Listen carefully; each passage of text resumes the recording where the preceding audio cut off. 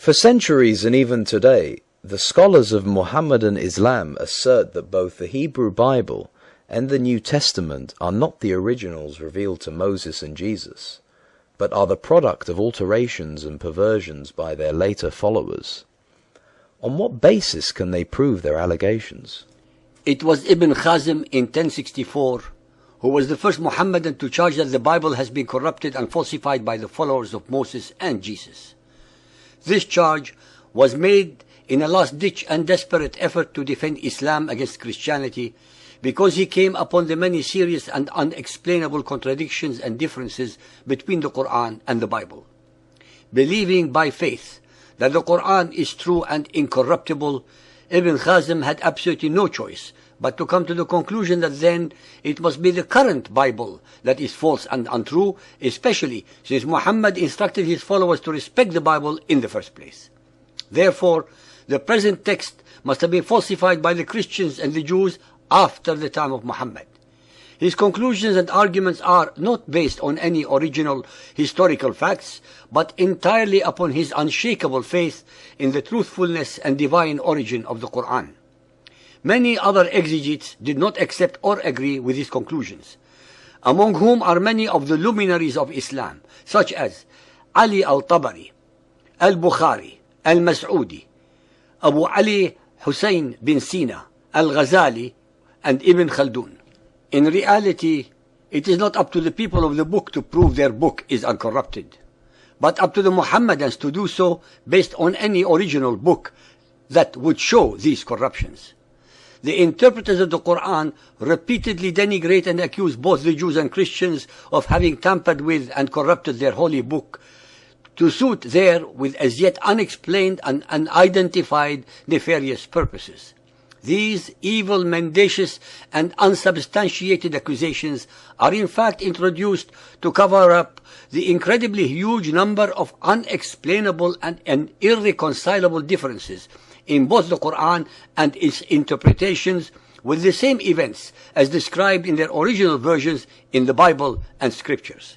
Hence, with an extremely simple and general sentence, they, the followers of Muhammad, attempt to dismiss and gloss over all these discrepancies as items that have been modified deliberately and presumably with diabolical premeditation by the Jews and Christians to deprive Muhammad and his followers of their rightful place among the divinely revealed scriptures. Unfortunately for the Muhammadan accusers, it can be easily demonstrated that in all its relevant verses, the Quran declares the Bible to be a true revelation of Allah and demands faith in it, such as can be shown in the following surahs, which presuppose the availability of the true revelation of Allah to the Arabs at the time of Muhammad.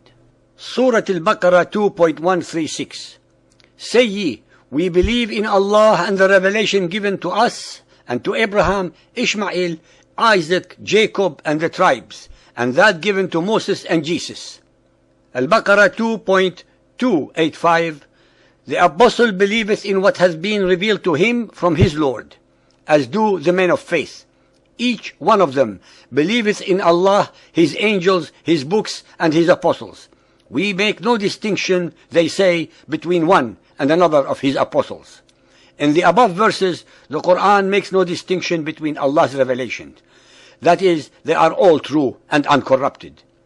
Surah Ali Imran 3.3. It is He who sent down to thee step by step in truth the book, confirming what went before it.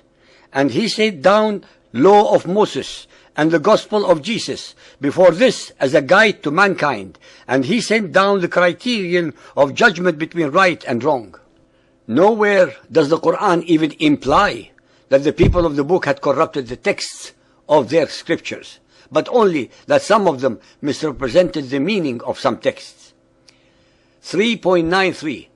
All food was lawful to the children of Israel except what Israel made unlawful for itself before the law of Moses was revealed.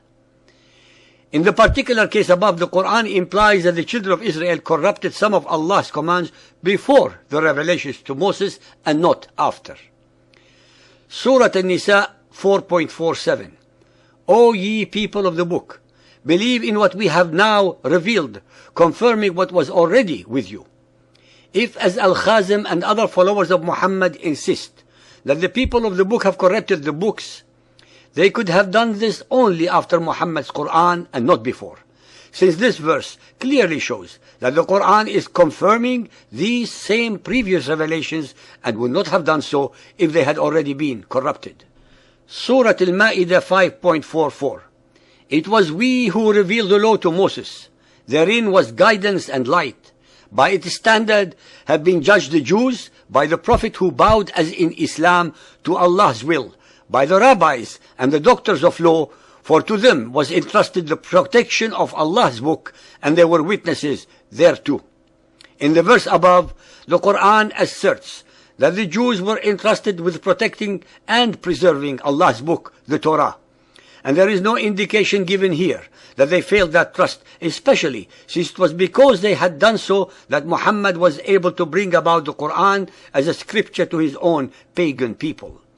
Since the followers of Muhammad are certain that the people of the book had deliberately corrupted their books, then the onus is on them to show the original uncorrupted ones, upon which they base their puerile and unsubstantiated allegations. Al-An'am 6.91. Say, who then sent down the book which Moses brought, a light and a guidance to mankind? Al-An'am 6.92. And this is a book which we have revealed, bringing blessings and confirming the revelations which came before it.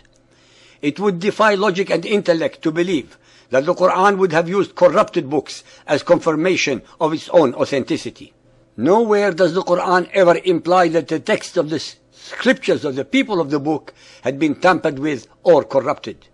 Since this is the case, then any alleged corruptions would have had to have happened after the Quranic revelations. If so, then the Muhammadan accusers have an unenviable intellectual, theological, and historical magical act to perform. 1. They have to prove the most stupendous and massive literary editing ever performed in the history of humanity. That the Jews and Christians were able to alter the text of every single book of theirs all over the world, in every country, in all the languages that the Bible was written in, with the consent, agreement, and collusion of all the Jewish rabbis as with all the Christian priests, without leaving a single copy of any original Bible. 2. To believe that the Jews and Christians were able to accomplish all the above without leaving a trace of such a conspiracy requires a human mind and intellect that also believes in flying elephants and that the moon is made of cheese. 3. The listener should be aware that every commentary in every Quran attempting to explain the Quranic verses is based upon the very same allegedly corrupted Bibles. 4. The onus is upon the followers of Muhammad to prove their case by showing mankind a single, original, uncorrupted Bible upon which they can rest their fallacious, insane, contemptible, and ignoramus allegations. 4. It is the simple case of put up or shut up.